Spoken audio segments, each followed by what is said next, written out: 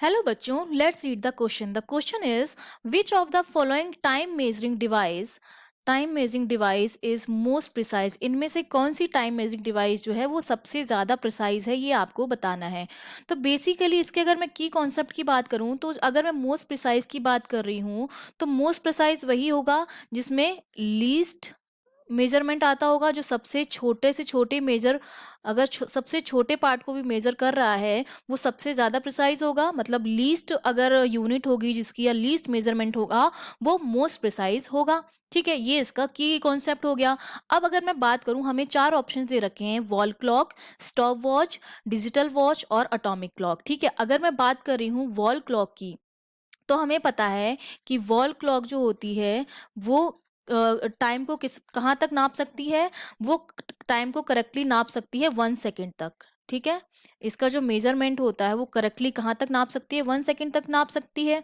अब मैं बात कर रही हूँ बी और सी दोनों की करती हूँ, क्योंकि बी और सी में आपको क्या दे रखा है, स्टॉप वॉच दे रखी है और डिजिटल वॉच दे रखी है. ठीक है, इसमें आपको दे रखी है स्टॉप वॉच और डिजिटल वॉच. इन दोनों को मैं साथ में इसलिए रख रही हूँ कि दोनों का जो टाइम होता है वो सेम होता है. जो करेक्ट टाइम ये लोग मेजर करते हैं, कहाँ तक मेजर कर सकता है टाइम करेक्टली, इन दोनों का क्या होता है, फ्रैक्शन ऑफ सेकेंड होता है. ठीक है, फ्रैक्शन ऑफ सेकेंड. एक सेकेंड के जो फ्रैक्शंस होते हैं उनको भी ये मेजर कर सकता है कि एक सेकेंड का 1/10 पार्ट है, एक सेकेंड का 1/2 पार्ट है, एक सेकेंड का 1/30 पार्ट है.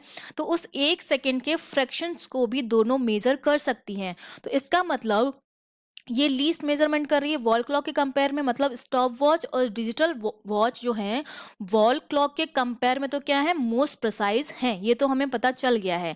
लेकिन अगर मैं बात करूं लास्ट ऑप्शन की, डी ऑप्शन में आपको दे रखा है अटोमिक क्लॉक.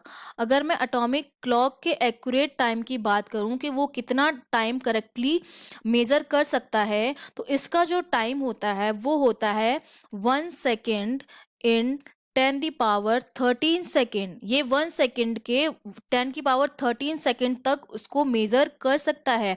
बेसिकली ये किस पर बेस्ड होती है, ये बेस्ड होती है अटोमिक क्लॉक की. अगर मैं बात करूं तो ये बेस्ड होती है रेडिएशन, कोई भी एटम जो है वो कितना रेडिएशन इमिट कर रहा है उसके हिसाब, उस पर ये बेस्ड होती है. Radiation emitted